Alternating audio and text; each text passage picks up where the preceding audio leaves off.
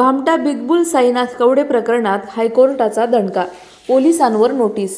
5,000 कोटींची share market फसवणूक, हायकोर्टानं फाडला पडदा।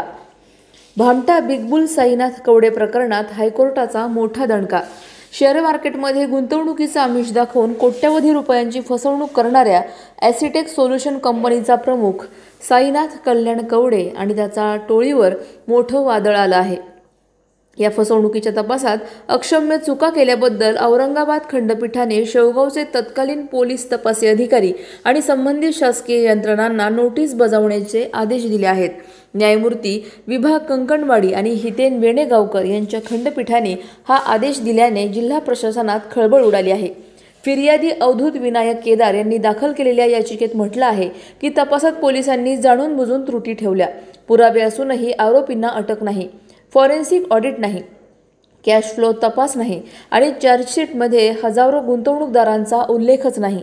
5,000 कोटींपेक्षा जास्त रकमेच्या या फसवणूक प्रकरणात आरोपीला वाचवण्याचा प्रयत्न झाल्याचा गंभीर आरोप करण्यात आला आहे।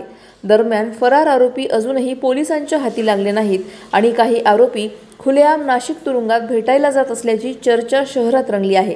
या प्रकरणामुळे शेवगाव पोलीस ठाण्यातील कार्यपद्धतीवर प्रश्नचिन्ह निर्माण झाले आहे। अधिक माहितीसाठी स्टार इंडिया 1 न्यूज पाहत रहा।